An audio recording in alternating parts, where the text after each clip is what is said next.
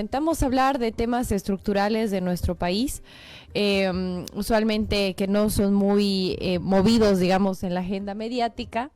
Hemos hablado sobre educación superior, hemos hablado sobre educación primaria, hemos hablado sobre salud y otros temas que son de interés para nuestro país. Sin embargo, dada la coyuntura que está atravesando, especialmente la ciudad de La Paz, a quienes mando toda mi solidaridad por los momentos duros que han atravesado en los enfrentamientos de ayer en la Plaza Murillo. Creemos que es necesario hablar de la confrontación, creemos que es necesario hablar de la polarización que el país está viviendo. ¿Cómo llegar a acuerdos en un país tan polarizado? ¿Qué acuerdos son posibles? Vamos a hablar de todo eso, vamos a hablar de cómo funcionan también las redes sociales y el impacto que tienen en contribuir a esta ansiedad colectiva que estamos atravesando. Por eso tenemos dos invitados desde La Paz. Está Ana Lucía Velasco, ella es politóloga especializada en manejo de conflictos y psicología política.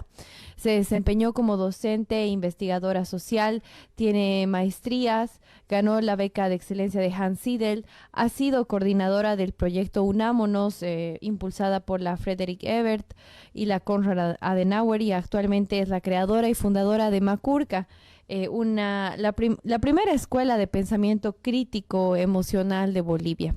Y por otro lado, acá desde Santa Cruz, ustedes saben que grabamos en Santa Cruz, estoy con Carlos Guzmán. Carlos Guzmán es formado en Ciencias Políticas y Administración Pública, diplomado en Gobernabilidad y Gerencia Política por la George Washington University. También tiene una maestría en Estudios Críticos del Desarrollo por el CIDES-UMSA. Ha sido también servidor público con más de 10 años de experiencia en el Estado y también es docente e investigador. Muchas gracias por darse un tiempito para charlar conmigo. ¿Cómo están, Anita, por allá? Bueno, como podemos, más bien un gusto, Nata, estar de nuevo contigo. Gracias por la invitación a Fides. La Paz está complicado y hemos tenido un día un poquito más tranquilo en comparación al lunes, pero bueno, sigue la incertidumbre de ver cómo se van a resolver los conflictos. Sí, me imagino que sí. La verdad es que acá desde Santa Cruz no se siente todo el caos que viven allá. Nosotros estamos en una realidad paralela, nada ha parado. Seguimos trabajando normal, las actividades se siguen desempeñando también con normalidad. ¿Cómo estás, Carlos? Buenas noches, gracias por hacerte un tiempito. No, muchas gracias, Natalia, buenas noches y bueno, un saludo a Ana Lucía y también mucha solidaridad con todo el pueblo paceño, ¿no?, que está sufriendo momentos angustiantes. Sí, es angustiante vivir estos enfrentamientos que se han visto ayer.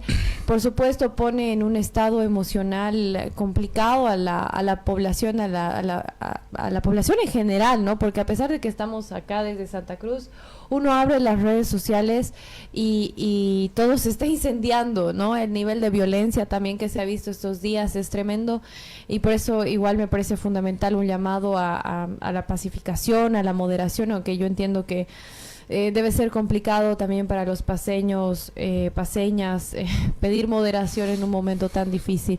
Pero comentanos, Anita, ¿cómo ha sido el clima emocional? ¿Cómo has sentido a la ciudadanía? Tus reflexiones del día de ayer y de estos últimos días también. Sí, creo que lo que has dicho hace un ratito, Natalia, es cierto y me gusta que lo abordes por el lado emocional, porque claro, obviamente todos queremos que haya paz, todos queremos que los conflictos pasen y podamos trabajar tranquilos y estudiar tranquilos, pero claro, eh, los niveles de violencia y los niveles de miedo que uno siente cuando tiene que salir a hacer sus actividades normales con todos esos conflictos encima, hace que a veces estos pedidos de paz suenen pues medio huecos, ¿no? Medio vacíos, porque claro, no se reconoce una realidad fuerte y concreta, que en este caso particular lo estamos viviendo los paceños, pero creo que es algo que todos los bolivianos en algún momento también hemos vivido, ¿no? Yo sé que en Santa Cruz también han habido estos momentos de tensión y violencia fuertes, entonces si bien ahora las cosas pueden estar tranquilas allá, creo que todos tenemos como ese recuerdito de, ay, ¿dónde estaba yo el 2019? ¿Dónde estaba yo el momento que hubo, yo qué sé, cuando tomaron preso a Camacho, digamos, en Santa Cruz, no sé, ¿no? Ahí creo que es algo que los bolivianos nos podemos solidarizar.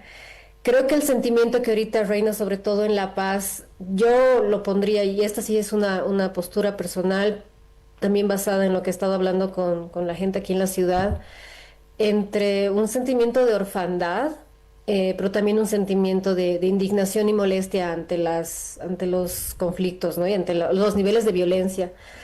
Con la mayoría de las personas con las que yo he hablado, cuando vemos el tema estrictamente político, pueden haber diferencias, pero la mayoría entiende si el gobierno ha cometido errores, sobre todo el tema de la gasolina, yo creo que nos ha golpeado a todos, entonces de alguna manera los motivos que han llevado adelante las protestas, creo que la gente de mayor o en menor medida los entiende y hasta los podría apoyar. Lo que realmente no se entiende son los niveles de violencia a los que se han llegado para manifestar esta molestia con el gobierno. Y eso es donde va este sentimiento de orfandad que decía un momento, ¿no? O sea, se puede entender que haya molestia contra el gobierno, pero no se puede entender por qué el policía que estaba trabajando en el teleférico tuvo que ser golpeado con la brutalidad que fue golpeado, el periodista tuvo que ser agredido como fue agredido, la casera de la esquina tuvo que recibir la gasificada o tuvo que ver cómo quemaban o asaltaban sus puestos de venta solamente porque no se unían a las medidas. Entonces no se entiende por qué la población paga por los errores del gobierno y el gobierno a la vez no tiene una capacidad ahorita real de contener la violencia, ¿no? Siento que es sensato por parte del gobierno tal vez no sacar fuerzas armadas, no aumentar no escalar un poco el nivel de violencia, pero hay un precio que se paga con eso también, que es este sentimiento de orfandad de el gobierno no me va a defender, estoy yo pagando por los platos rotos de los errores del gobierno y bueno, si no me defiendo yo o no me oculto en mi casa, entonces nadie más me va a defender, ¿no? Claro, y hemos visto cómo también han utilizado las puertas de edificios de propiedad privada para armar barricadas y claro, ahí uno, me imagino en la impotencia debe sentir, pucha, y ahora ahí quién me va a cuidar en esta situación o quién va a resguardar mi propiedad, ¿no? Carlos, ¿cuál es tu análisis, igual hablando un poco de este estado emocional que ha atravesado La Paz? ¿Cómo lo ves desde acá? Lo vemos desde una óptica diferente, ¿no?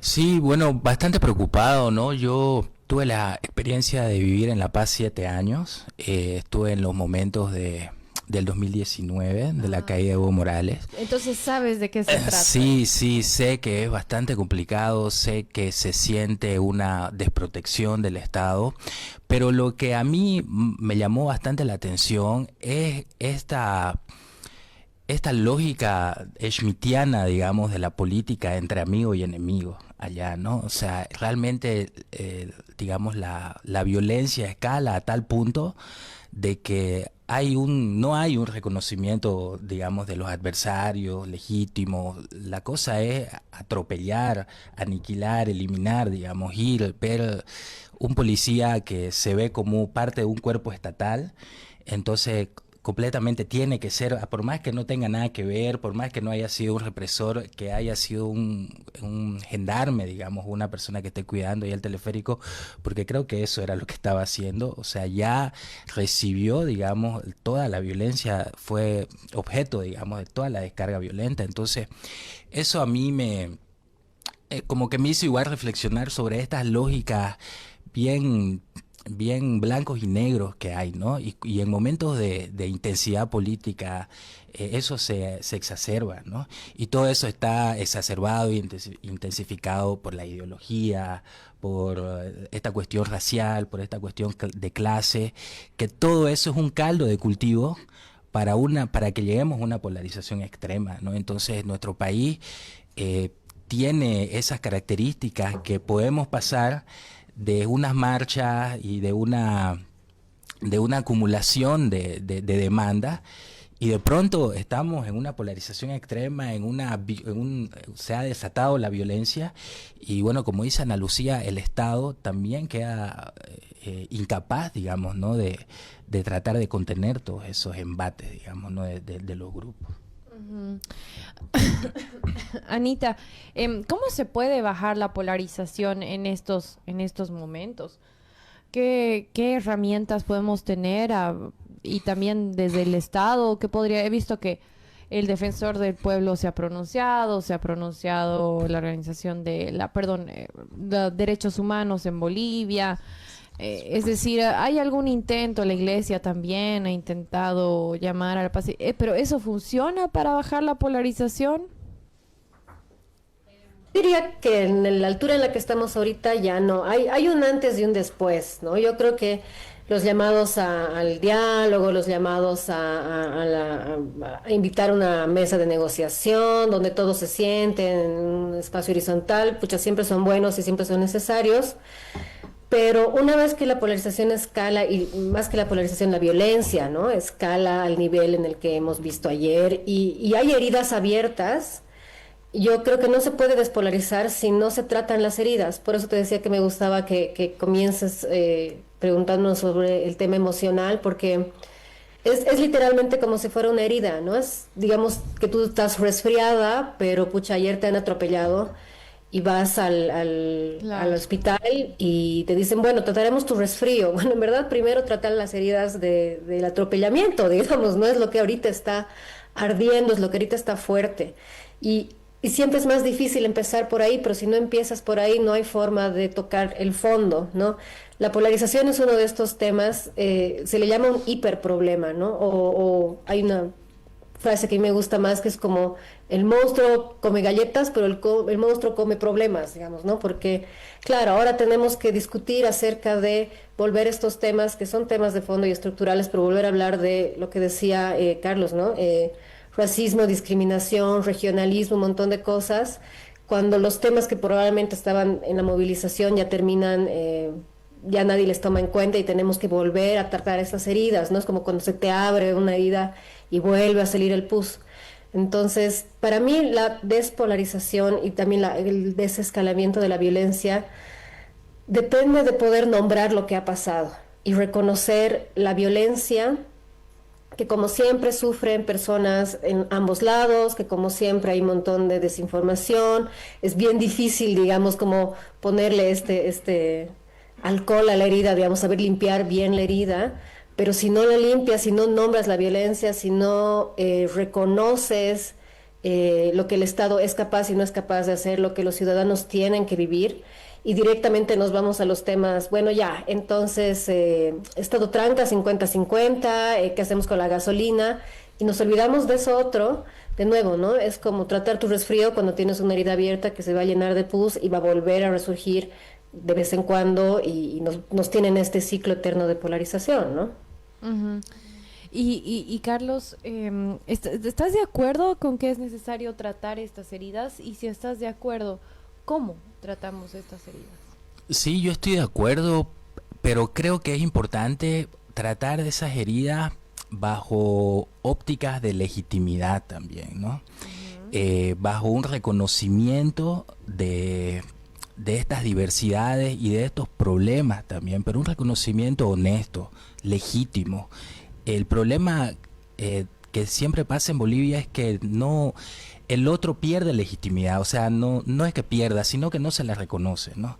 Ah, no, ellos son, esa marcha es política, es de ego, entonces ya la anulo, no reconozco su legitimidad y por tanto anulo, no la escucho, ¿no? El presidente prometió y no cumplió, entonces directamente lo anulo, ¿no? Y así entonces voy anulando diferentes adversarios, voy anulando diferentes demandas y directamente no les doy su legitimidad. Y en un Estado democrático lo que importa es la legitimidad, ¿no? La legitimidad, no anular legitimidad. Entonces, al yo no reconocer la legitimidad de tu demanda, la legitimidad de tu población, la legitimidad de tu protesta, entonces no puedo sentarme a dialogar y sentarme a buscar esa profundidad, ¿no? Y ver qué es lo que ha pasado, cuál es la herida, cómo podemos empezar a sanar, ¿no? Pero de una forma honesta, porque igual es un poco, aquí en Santa Cruz decimos es un poco queda bien, digamos, de que ya ha estallado todo, entonces voy a empezar a buscar cumbre, voy a empezar a buscar diálogo, voy a empezar a buscar otro tipo de cosas para quedar bien, pero no voy al fondo del asunto, no he tratado desde el fondo del asunto. Y yo creo que eso ha sido un poco el error, digamos, del gobierno por una parte, pero también de los movimientos sociales por otro lado, ¿no? De que ambos no se reconocen entre sí, ambos actores no se reconocen, entonces están en una lógica de anular al otro, ¿no? Y bajo esa lógica de anular al otro, entonces, ¿cómo vamos a encontrar un espacio en común o un punto central, digamos, donde nos sentemos de manera, digamos, porque ahorita yo creo que hay estas cumbres, por ejemplo, lo que se trató de hacer con los gobernadores y alcaldes, también fue un desconocimiento de realmente quiénes están protestando, ¿no? Entonces yo trato de hacer una cumbre, trato de buscar aliados por otros lados para enfrentar a un enemigo externo. ¿Por qué no invitó a las personas que están, a Nilton Condori, no sé, inclusive debería haber estado Lara, por más que no sé qué papel ahorita tiene, digamos, sí, ¿no? de acuerdo. Pero tener una legitimidad de los otros actores, sí, y a través de eso generar una agenda de diálogo, generar una pausa, digamos, ¿no? Generar una tregua en este conflicto, ¿no? Pero creo que eso es a mí lo que más me preocupa, ¿no? De que no hay un reconocimiento en el otro de la legitimidad de tu protesta, la legitimidad de tus demandas, ¿no? Sí, sí, yo estoy de acuerdo que el reconocimiento honesto es interesante. Sin embargo, me voy a poner en la posición de las personas que están ahorita enfurecidas por lo que ha pasado ayer en contra de los movimientos sociales, y es que muchos dicen, ¿cómo puedes reconocer o cómo puedes dar legitimidad a estos pedidos si se está tratando de delincuentes, así es como dicen, de vandalismo? Entonces ahí se le complica un poco al gobierno, ¿no? A pesar de que yo estoy de acuerdo contigo, pero estamos intentando hacer este ejercicio, ¿no? De cómo podría reaccionar la gente. ¿Qué te parece a ti, Anita, este reconocimiento honesto, y si es que chocaría con la perspectiva de estos otros grupos que están absolutamente enojados? Sí, y creo que le has dado en el clavo y creo que es cierto, con el tema emocional todo es timing, ¿no? Todo es entender en qué momento la gente está también preparada para ese reconocimiento, ¿no? Y ahí yo, sobre todo para este gobierno en particular, pero creo que en general, siempre le damos al Estado y al gobierno el rol de pacificar. Y ahí sí creo que a veces como ciudadanos, eh, no sé si está bien decir que nos lavamos las manos, pero todo lo ponemos en manos del gobierno, y creo que ahí también tenemos que hacernos cargo nosotros de nuestra ciudadanía, ¿no? De nuestra convivencia pública. Es decir, bueno, entonces que el gobierno vea ahora cómo pacifica. El gobierno es un actor más, probablemente no le va a convenir. Y de hecho el gobierno ahora ha fomentado algunas narrativas polarizantes, ¿no? En vez, Sí. como bien decía Carlos hace un rato, en vez de, no sé, pues reconocer que seguramente hay motivaciones políticas, eso no lo dudes, ¿no? Pero que salir directamente y decir esto está financiado por el narcotráfico, estas personas quieren, o sea, digamos, devaluar las manifestaciones, que aunque pueda tener razón el gobierno, no te pone pues en una posición de negociación, no es que te insulto y luego te llamo a la mesa, ¿no? Te insulto porque ya sé que no voy a negociar contigo. Entonces, a ese actor, que es un actor más de la conflictividad, creo que no le puedes pedir que sea el que luego pacifique, porque para empezar ya no va a tener legitimidad para hacerlo, pero además creo que ese es uno de los grandes dramas que tenemos en Bolivia. Cuando yo veía un poco los conflictos, por ejemplo, del 2003, inclusive en la década de los 90, había en Bolivia algunas instituciones que tenían cierta altura moral para ser pacificadores, ¿no? La iglesia jugaba un rol importante en esa época, ¿no? Por distintas razones y motivos ya no lo juega tanto como lo hacía en ese entonces. El defensor del pueblo, o sea, digamos, la defensoría del pueblo, y creo que inclusive la autoridad que tenía en su momento Ana María Romero, tenía esa capacidad de llamar, ¿no? uno de los dramas que tenemos ahorita en Bolivia es que nos hemos quedado sin mediadores, nos hemos quedado sin espacios, líderes, grupos que tengan esa autoridad moral de llamar al encuentro, ¿no? Los gobiernos también son actores políticos, entonces probablemente no van a querer ni van a, o van a utilizar esos espacios política y estratégicamente, ¿no? Una cuestión que me parece urgente como ciudadanía está muy bien salir y protestar y marchar y hacer escuchar tu voz, pero también alguien tiene que dedicarse a construir puentes, a reconstruir los puentes, ¿no? Sí. A generar estos espacios y yo no confiaría en dejarle siempre al gobierno esa tarea. Sí, creo que estoy de acuerdo contigo. Creo que pedirle al Estado, al gobierno, en realidad, que lo haga es conflictivo. No sé si tú estás de acuerdo. Y entonces, es difícil buscar mediadores. Yo también estaba haciendo el esfuerzo Sí. por pensar. En algún momento, por ser la paz, había pensado en César Dogbailer, había pensado quizás en el gobernador de La Paz, se me ha ido su nombre. Revi- Entonces, no sé, porque quizás ahí en La Paz, pero no sé si gozan de legitimidad, al menos el gobernador no ha habido segunda vuelta en La Paz, ¿no? Entonces ha habido también ahí otro tema fuerte, duro. No sé qué La piensas. iglesia tampoco no es un actor No, la reconocido iglesia legítimamente, no. el defensor del pueblo ni que se diga, está completamente politizado. Digamos, pareciera como una situación así sin salida, ¿no? Y pareciera que Rodrigo Paz ha entrado a un callejón o ha entrado a un laberinto y no encuentra la salida, ¿no? Pero yo creo que el gobierno, el Estado, digamos, tiene que dar el primer paso, tiene que convertir, como decía Chantal Mouffe, digamos, no convertir al adversario político a un adversario legítimo. Tiene que ir del antagonismo al agonismo. Tiene que él es el que tiene que dar el primer paso, tiene que buscar los canales, porque si no se va a ir chocando, digamos, contra una pared. Yo pienso que, al menos por la experiencia que he tenido viviendo allá y viendo cómo es que todo esto escala rápidamente, más bien estamos en una situación nacional donde Santa Cruz ha mantenido una neutralidad, ¿no? Las élites cruceñas, los gobernantes, los nuevos gobernantes, creo que han entrado en un lugar donde no vamos a poner más gasolina a este fuego, ¿no?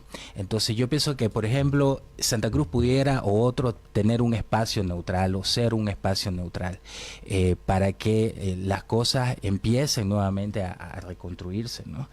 Pero aún así yo pienso que es el gobierno, que es el Estado, como el cuerpo político legítimo, el que tiene que buscar mecanismos y tiene que buscar formas para llegar a bajar ese tipo de intensidades. Traerá aliados, traerá personas internacionales y buscará otros lugares, pero tiene que bajar la soberbia, tiene que ser un gobierno más humilde también. Estoy de acuerdo con lo que decía Ana Lucía, de que empezaron y esto están financiado por el narcotráfico, entonces van respondiendo golpe a golpe, digamos, ¿no? Y así no se construye, porque es fácil polarizar, peor polarizar entre dos, Ay, digamos, lo dividir más entre dos facilito, la verdad. es re fácil, ¿no?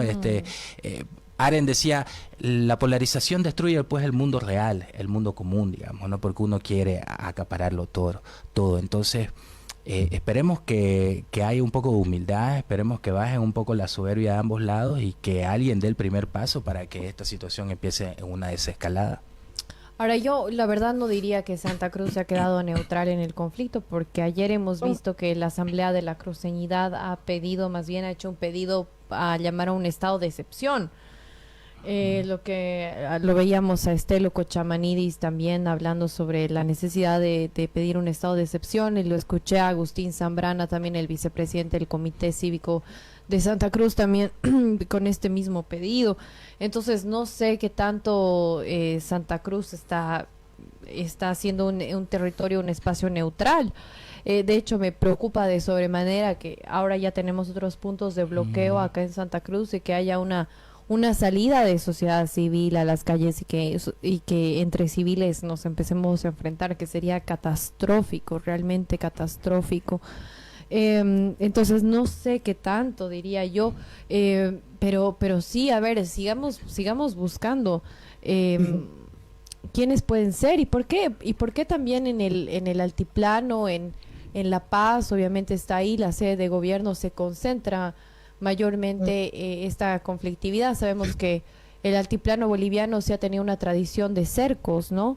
El cerco a La Paz durante la época de la colonia ha sido, digamos, una herramienta política que se usó en su momento, se venció incluso a las tropas realistas allá antes de que seamos una república, ¿no? Ay, discúlpeme porque no puedo salir nunca de este resfrío, pero bueno. Entonces sí, estamos también en esa conflictividad. Ahora que yo estoy desde acá, desde Santa Cruz, es otra dinámica. No sé qué puedes decir, Anita, sobre las cosas que he dicho.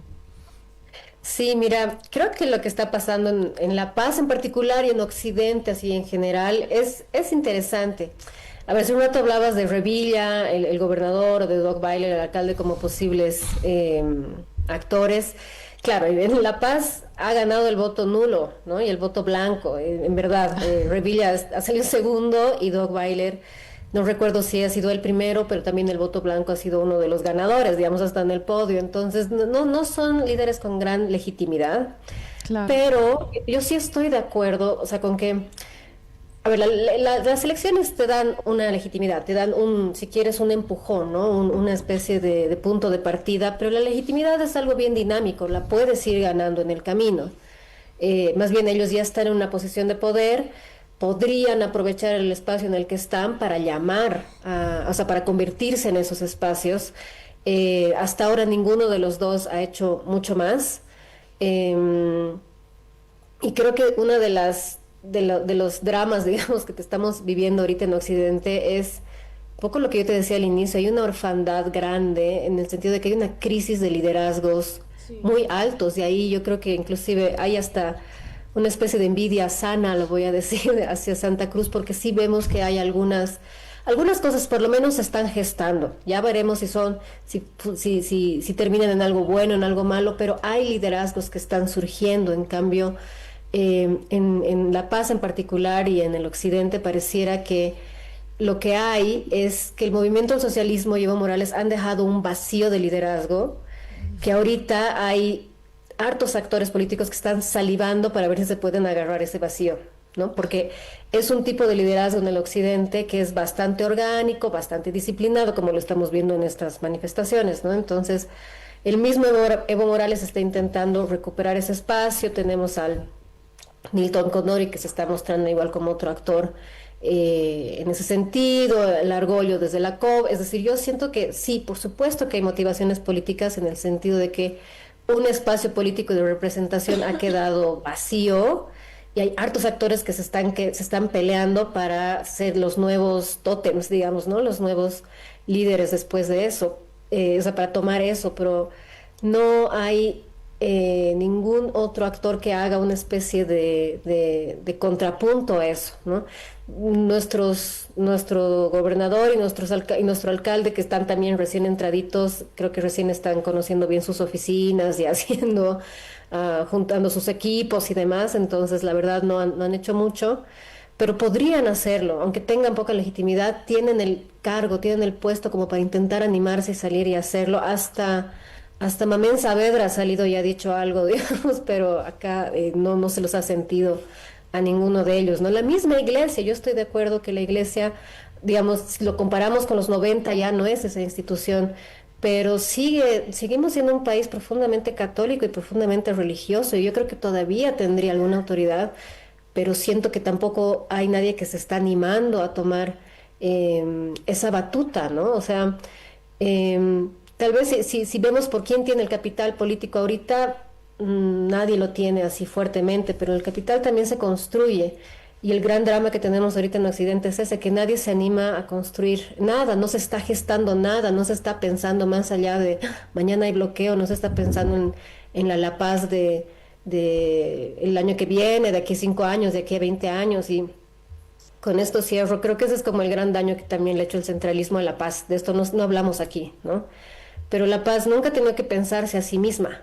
¿no? Porque, claro, era el centro, era el epicentro de la política, lo que estaba pasando a nivel de política nacional era lo que estaba pasando en La Paz, y pare de contar, pero claro, al ser el centro y el epicentro, no nos pensamos a nosotros como nuestro destino, qué queremos, qué buscamos, Claro, ¿qué qué, más son? ¿No? qué más somos aparte de ser el anfitrión de la conflictividad y de la política, ¿no? Entonces, ojalá que digamos todo esto nos sirva para justamente empezar a gestar cosas, pero ahorita estamos en ese interregno que decía Gramsci, ¿no? Lo viejo no termina de morir, lo nuevo no termina de nacer y estamos en la época de los monstruos.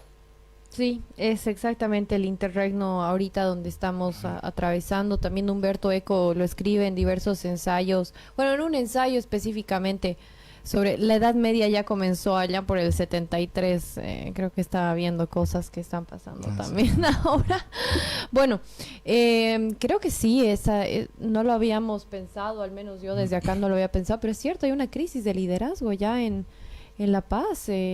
No hay liderazgos claros emergentes. Puedo pensar, digamos, en el occidente, en Edgar Sánchez, quizás el gobernador de Oruro, que tiene un discurso conciliador, ¿no? Pero ahí, perdón, justamente lo que decía Ana Lucía, que es clave identificar, o es una lucha por demanda o es una lucha por liderazgo, porque yo me quedé en la anulación de la ley 1720, ¿no? Que todo empezó por esto, porque no vamos a la anulación de la ley Marinkovic, la anulación esto, y empezaron a organizarse y demás. Ya se anuló la ley Marinkovic, ¿no? Ya se abrogó. Y ahora, ¿cuál es la demanda? La demanda ahora es que renuncie directamente el presidente, ¿no? Pero, o sea, hemos pasado así, y eso a mí ya, ¿por qué? ¿Por qué vamos a radicalizar esa demanda? ¿No? Entonces ya ella ha puesto algo sobre la mesa que es algo bien importante, que ya no es una movilización por demanda, sino más bien pareciera una disputa por heredar un liderazgo, que ahorita hay una orfandad, hay el bloque popular ha quedado huérfano de liderazgo, ¿no? Tanto así que en los niveles subnacionales y en las elecciones subnacionales ha tenido que mimetizarse en otros partidos políticos, ¿no? Muchos líderes del MAS han optado por otras siglas, pero han entrado sí al Estado, ¿no? Pero a nivel nacional han quedado como un poco huérfanos, así, ¿no? Si bien le dieron un poco del apoyo a Rodrigo, bastante, un bloque grande, bastante el apoyo a Rodrigo, pero son los mismos que también están conspirando, ¿no? O boicoteando su misma gestión.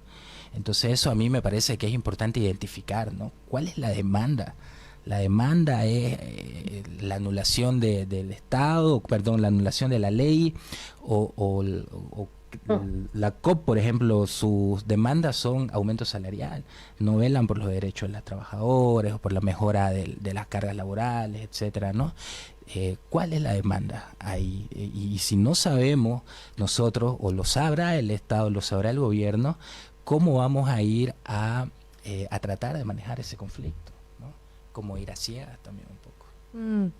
Sí, ahora en esta crisis de liderazgos es interesante porque no solamente estamos viendo la crisis de liderazgos en las instituciones formales, ¿no? Es decir, o las instituciones, digamos, tradicionales como Iglesia, Defensoría, gobernadores, alcaldes y otros funcionarios públicos del gobierno, del Estado en general.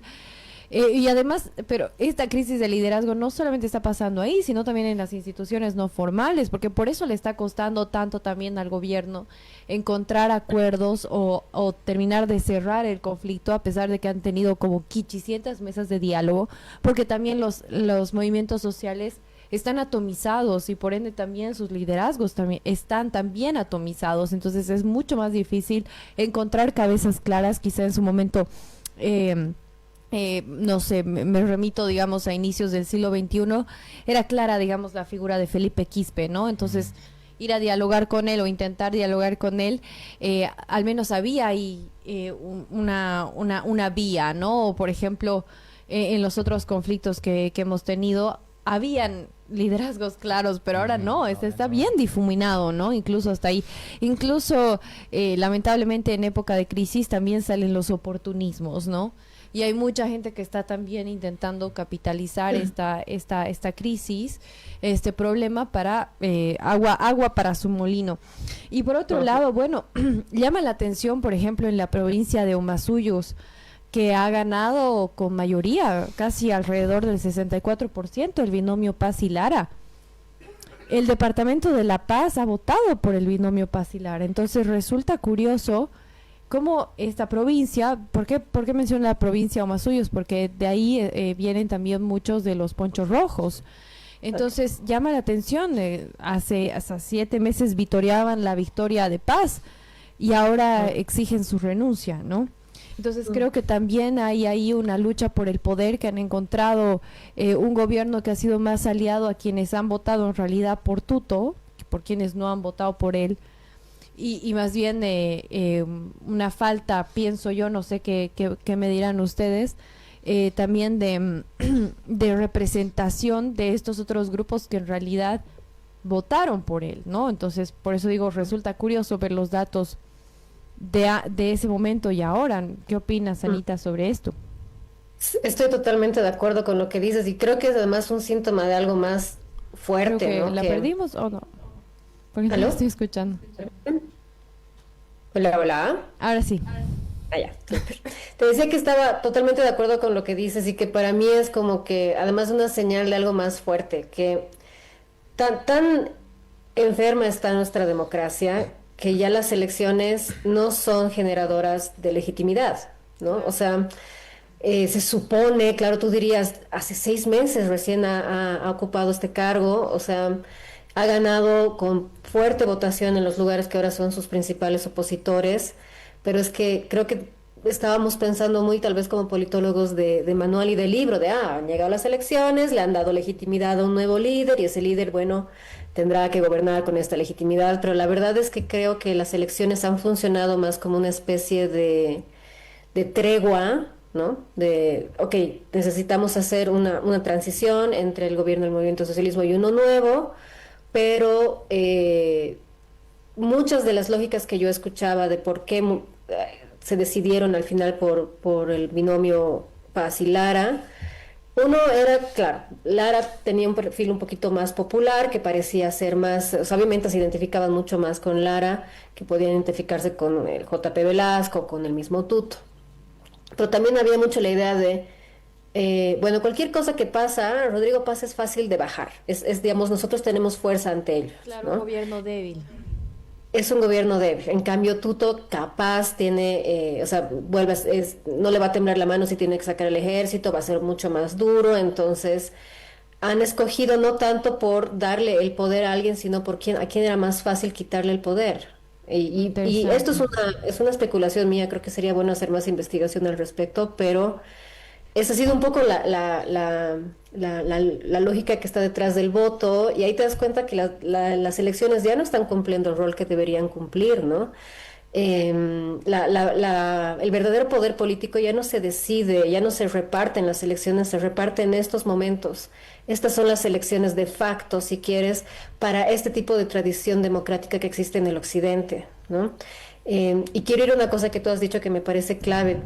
La caída del movimiento al socialismo, la caída del partido como tal, pues también se ha llevado consigo a un montón de movimientos sociales, entonces están muy divididos por dentro. Es bien cierto lo que decías, esta crisis de liderazgo no solo de las instituciones formales, sino digamos de movimientos sociales, sindicatos y demás, es bien cierta. Cosa que estos días, cuando veíamos al gobierno, digamos, negociar, decían, ya hemos llegado a un acuerdo con, digamos, maestros. Sí. Y luego decían, no, pero un sector de los maestros no está de acuerdo. Entonces, ni ellos mismos pueden en sus bases hacer respetar los acuerdos que llegan, ¿no? Están muy divididos por dentro y ya no tienen esa organicidad o esa disciplina que tuvieron en algún momento. Y otra cosa que a mí, en lo personal lo voy a decir, me da un poco de esperanza, pero también es jodido de ver. En La Paz, tan acostumbrados que estamos a ser como desde a los anfitriones de la conflictividad. Bueno, tú te paseabas por el Prado y por el centro, así esquivando marchas, todo, gente tranquila y normal. pero ahora sí ves gente que se enfrenta a los manifestantes, ¿no? Y les reclama y se pelean, y muchas veces se pelean hasta los puños y hasta los golpes y hasta la violencia, pero la gente ya se ha cansado y se está animando a decirle de frente a los manifestantes, ya basta, ya no quiero, o sea, estoy harto de esta situación. Eso no se veía hace unos años, ¿no? De alguna manera, los paseños estábamos más o menos, habíamos encontrado la manera de convivir con esta conflictividad, pero sí veo un agotamiento también de la legitimidad moral, si vale el término, de los movimientos Totalmente. sociales, ¿no? Entonces, claro, si antes ya, yo sé que el Estado o los partidos políticos o los políticos profesionales no me representan, por lo menos tenía representatividad en mi sindicato, en la COB, en estas organizaciones, pero ahora tampoco tienen esa legitimidad, entonces tal vez ahí vuelvo a lo que les decía al principio, es esa orfandad, ¿no? O sea, no me está protegiendo nadie, el que se supone que me tiene que proteger, que es el Estado, no tiene la capacidad de hacerlo, o el que también se supone que me tiene que proteger, que es mi sindicato, me está pegando, me está saqueando, me está obligando a cerrar mi negocio, me está haciendo quebrar. Entonces sí creo que hay una frustración bien grande en ese sentido, que ojalá ayude a parir algo nuevo, ¿no? Pero por el momento estamos en ese, como decía hace un ratito, en ese interregno. Sí, así es. Y claro, esta legitimidad moral también se siente cuando, por ejemplo, la COP entra, digamos, con un pliego petitorio y de repente ese pliego petitorio se difumina y ahora solo hay la posibilidad de renuncia y no al diálogo, ¿no? No sé qué puedes aportar. Sí, a mí lo que me parece es de que Rodrigo Paz entró con tantas promesas, ¿no? Y con tanto, armó un conglomerado, también un mosaico de alianzas, ¿no? Y en ese mosaico de alianzas empezó a deberle a cada santo una vela, ¿no? Exacto. Y cuando llegó al gobierno, todos empezaron a cobrarle eso, esas promesas que había. Por ejemplo, el retroceso de la ley 5503, que ese era el El primer gran incumplimiento. cambio, digamos, ¿no? Porque eso era lo que quería el país. Bueno, vamos a confiar en un cambio gradual para no irnos con tutos, ¿no? Entonces, él plantea este decreto, que era un decreto que trataba de cambiar estructuralmente la economía, porque ese era un problema grave, ¿no? El último año, los últimos 2 años Arce fueron realmente catastróficos en el tema económico. Uy, sí. Pero, ¿qué ha pasado después de eso? No ha cambiado nada. El dólar está en 10 bolivianos ahorita, en la calle está en 10.50. El tema es la gasolina. Vamos a tener gasolina, yo voy a entrar y demás, ¿no? La gasolina mala, ¿no? Salió peor el remedio que la enfermedad. El tema de la ley 1720 también, que en Santa Cruz era una gran esperanza para todos los productores. La firmó y luego tuvo que borrar, ¿no? Borró con el codo lo que firmó con la mano. Entonces, o sea, una decepción tras otra, ¿no? Que le ha empezado a perder legitimidad, y que ha socavado, digamos, las estructuras de su gobierno, pero yo insisto en que las elecciones subnacionales aquí en Santa Cruz al menos han sido un bálsamo para nosotros, ¿no? Los cruceños, que gane Mamén con la legitimidad que ha ganado, Sí, que histórico. gane JP, que con una buena aceptación también, y que ellos planteen directamente no ir, o sea, no ir a la confrontación, porque realmente estábamos ya cansados de esa confrontación que venía de Camacho, que venía Sí. de que todo lo que venga del gobierno es malo y demás. Entonces, bueno, ha pasado eso. Yo pienso que estos dos líderes todavía le están dando, digamos, un tiempo de que no haya más decepciones. Ojalá le están dando un voto de confianza, más allá de lo que diga el comité, que creo que son espacios diferentes de élites. Yo lo vería así, pero creo que eso a mí me pasa, de que las decepciones, las frustraciones, se hacen mucho más profundas en estos espacios, en La Paz, en el occidente, donde no han tenido un bálsamo con las elecciones subnacionales, digamos, ¿no? O sea, Sí. además de que no tienen líderes, que no han podido tener líderes legítimos, entonces no hay legitimidad, hay un vacío de liderazgo que no hay en Santa Cruz y que creo que todavía no hay en el oriente, ¿no? Entonces un poco creo que eso está atenuando que esto explote, digamos, ¿no? Entonces vamos a ver cómo, cómo va a ser las posiciones políticas, pero yo pienso, por ejemplo, si tuvieras a un JP, gobernador de Santa Cruz, o un Mamén con un 70% diciendo que se caiga o tirando los tweets que tiraba Camacho en su momento, hubiera sido diferente, pero no, sale Mamén y sale, bueno, JP no lo he escuchado, pero también su silencio otorga, pero Mamén más bien atenúa las cosas, no, tranquilo, vamos a, esperemos, digamos, no, aquí brilla el tipoy, brilla la pollera, demos un voto de confianza, esperemos un poco en plena asamblea de la cruceñidad que te está pidiendo hacer otras cosas, ¿no? Entonces, creo que eso un poco está atenuando otra vez las cosas y que bueno, esperemos que estos espacios conflictivos busquen escenarios neutrales, busquen líderes, no líderes, sino figuras simbólicas legítimas, digamos, donde puedan ir a un diálogo, ¿no? Y que nuevamente llegue a esta desescalada. Ay, sí, eso sí que me rompo la cabeza pensando en quién es quién. Quizás corresponde a nosotros como ciudadanos comunes y corrientes, tal vez empezar a organizarnos y pedir la pacificación, ¿no? No sé, realmente. Los medios de comunicación. ¿Cómo están los medios de comunicación, por sí, ejemplo? tenemos mucha responsabilidad aquellos que tenemos un micrófono y una cámara enfrente, y creo que los medios han contribuido también a atizar la polarización, lamentablemente. Quería hablar un poco de las redes sociales también, y la relación de la polarización, lo emocional y las redes. No sé si Anita nos puedes decir algo sobre eso, porque una vez que uno entra al algoritmo de la violencia, no es muy difícil salir. Es muy difícil salir y como yo decía hace un principio, digamos, la salida cuando la polarización ya tiene además violencia, tiene que ver con esta acción muy humana de reconocer la herida, reconocer, digamos, ser testigo de lo que le ha pasado al otro, que el otro sea testigo de lo que me ha pasado a mí, de que juntos participemos de la reparación de eso que se ha roto, ¿no? Y esto que digo es pues una actividad 100% humana. No se puede hacer en redes sociales. Las redes sociales premian otro tipo de interacción. Uno que habría que hacer eh, un buen análisis. Yo creo que ya muchas de las interacciones que tenemos en redes sociales no son humanas, te puesto que hay muchos bots en el camino de los comentarios que vemos y que obviamente nos dan una sensación de, "Ah, pucha, hay tanta gente que piensa así, hay tanta otra gente que piensa así, pucha, yo soy el único que no soy tan radical, o te da la sensación de que estás así atrapado entre dos tribus y que si, o escoges una o te vas a morir en el medio, ¿no?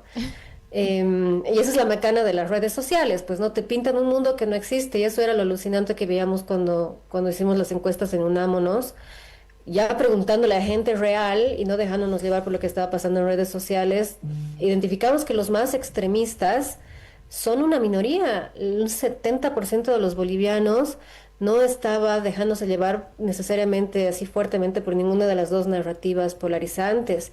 82% de los bolivianos nos decían que se sentían primero boliviano antes que paceño, cruceño, aymara, quechua, es decir, había un sentimiento grande, pero claro, eso se invisibiliza, ¿no?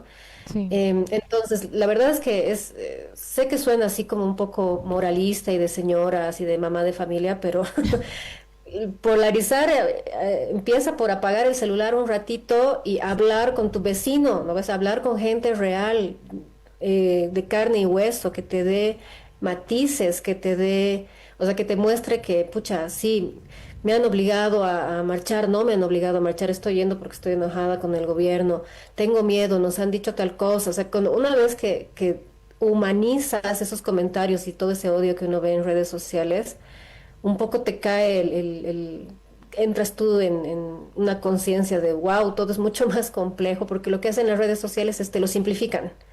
¿No? Carlos lo decía bien al inicio, la polarización te muestra, es maniqueísta, te muestra buenos y malos. Tu tribu es esta, tienes que defender este paquete de ideas y cualquiera que te diga esto, tú le respondes, eh, iba a decir unos insultos, pero bueno, ya se imaginarán ustedes qué insultos son, digamos, el repertorio para cada una de las tribus, ¿no ven?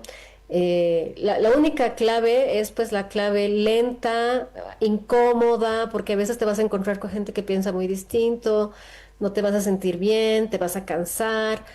pero es la única vía, ¿no? Las redes sociales son buenísimas para convocar gente, tal vez mandar mensajes que sean, que te enganchen y que te den esperanza, pero no van a reemplazar nunca la parte humana, ¿no? Y a eso le tenemos que apostar, más que salir y hacer grandes manifestaciones y lanzar mi comunicado y cosas así, lo que hay que hacer es animarse a salir a las calles y intentar hablar, ¿no? Con todos los que estén dispuestos a hablar. Hay muchísima gente que está dispuesta a hablar y los que no van a ser esos radicales, y ahí está bien, hay que dejarlos en ese sentido, pero somos muchos más los que no estamos en ese tren, pero nos invisibilizamos. Eso decía Yuval Noah Harari, ¿no? La censura del siglo XXI no es callar voces, la censura del siglo XXI es inundar de voces, de Claro. inundar de tweets y TikToks y cosas que la gente ya no sabe qué es real, qué no es real. Eso es contra lo que tenemos que luchar, ¿no? Entonces, no quiero demonizar las redes sociales, solo quiero decir que son buenas para algunas cosas, pero nada va a reemplazar el trabajo humano que implica despolarizar. Sí, sí, estoy de acuerdo. Sí, igual, ¿sabes qué me pasó a mí con las redes sociales? Yo cerré mi Facebook en el 2016, 2015, 2016, lo dejé. Estuve 10 años sin eso, lo dejé en la época del sí, ¿cómo es El referéndum. del referéndum, del no, digamos, 29. ¿no? Y lo volví a abrir yo por trabajo y demás. Estaba cero redes sociales, dedicado a mi familia, a mi trabajo, Qué estaba buena vida, tranquilo, seguro así. desintoxicado. Y lo he vuelto a abrir hace 3 meses, 4 meses, ¿no? 10 años sin redes sociales. Y pucha, me ha sorprendido para mal con el falso debate que sigue. El falso debate que planteaba Ana Lucía, ¿no? Este falso debate de collas y cambas, el falso debate izquierda y derecha y demás, pero así a un nivel muy, muy agresivo, ¿no?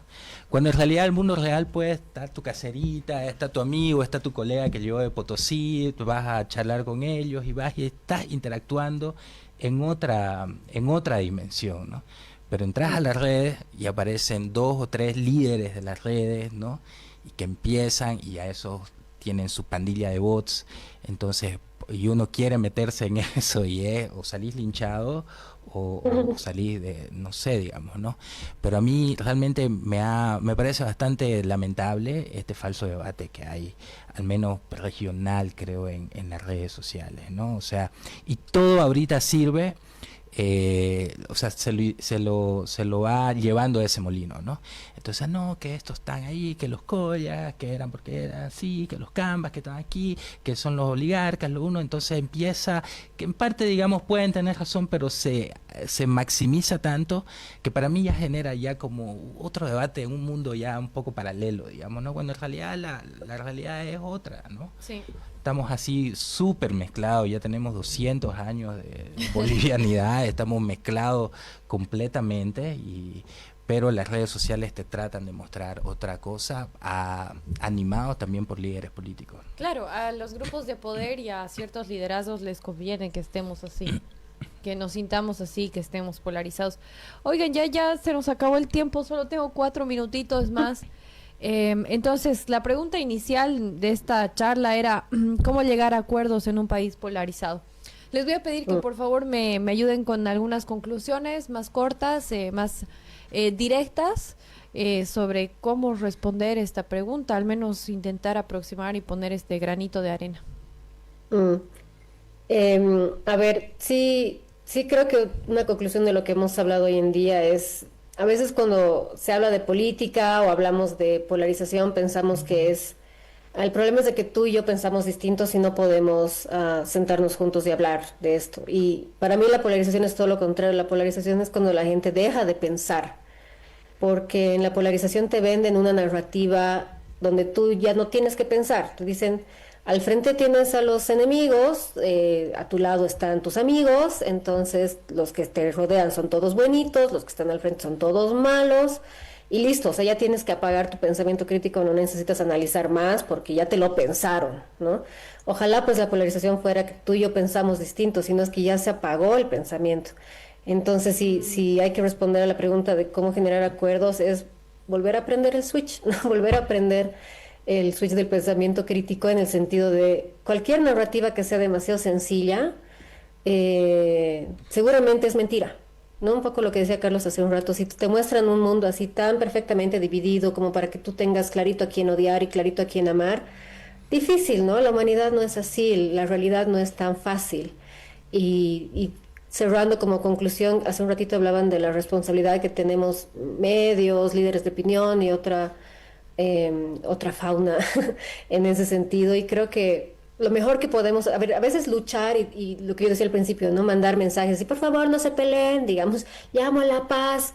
No sirve de mucho y no porque no tenga buena intención, sino porque, claro, la lógica, la psicología va por otro lado. Lo mejor que podemos hacer es complejizar, ¿no? Si yo ahorita podría traer frente a cámaras a uno de las personas que han sido afectadas por el conflicto, pero también a alguien que haya estado marchando y que nos cuenten desde su experiencia, y te das cuenta de que hay muchas capas, ¿no? Detrás de esas personas, pero claro, los medios premian al manifestante que no sabe qué está haciendo, que está tomando su helado, a la señora que está llorando, digamos, o sea, como que nos dejamos llevar por ciertas narrativas dramáticas y simplificamos y justamente polarizamos, ¿no? Lo mejor que podríamos hacer es complejizar, así incomodar a la gente, hacerles pensar más, porque mientras más les demos la narrativa sencilla, va a ser más cómodo apagar, ¿no? El switch del pensamiento crítico. Hay que salir a incomodar en el buen sentido, no salir a incomodar y insultar y molestar a las personas, sino ¿estás seguro que la cosa es así? ¿Será realmente esa la única explicación? Mientras hagamos eso, creo que hay esperanza. Qué bueno. Gracias por decirlo. Y Seno, ya tenemos una idea para el próximo programa, para el jueves. Ya sabemos a quiénes podamos hacer entrevista. Ya cierro contigo, ya se me está acabando el tiempo. No, yo cortito, yo creo que es identificar demandas, ¿no? Identificar demandas y buscar espacios neutrales. Creo que esa es una salida que hay que empezar a pensarla, ¿no? Y también nosotros los ciudadanos hacer nuestro trabajo, hacer nuestro granito de arena, no seguir llevándonos por ese barco polarizante, ¿no? Empezar a poner en duda todo lo que están pasando los líderes políticos, porque no hay una demanda identificable. Eso es lo que a mí más me da curiosidad, ¿no? ¿Cuál es la demanda? Entonces, y volver nuevamente a tratar de legitimar a nuestro adversario, no el enemigo, ya que no sea enemigo, somos bolivianos, sino tener adversarios políticos, no enemigos a muerte, digamos, ¿no? Y bueno, muchas gracias, querida Natalia. No, yo les agradezco por haberse sumado. Saben que salimos todos los martes y los jueves desde las 7 hasta las 8 de la noche. Estamos en Radio Fides, también salimos por las redes sociales de la agencia de noticias Fides, de Radio Fides, y tenemos también el reprise los fines de semana por Radio Santa Cruz. Y entonces queda cuestionarnos, ¿realmente se resuelve este problema de fondo con represión? ¿Realmente se resuelve este problema de fondo con la renuncia a Rodrigo Paz? ¿O es que hay temas más profundos que nos han llevado a esta crisis? Vale la pena preguntarnos, vale la pena complejizar, vale la pena salir del enemigo amigo. Gracias por quedarse con nosotros.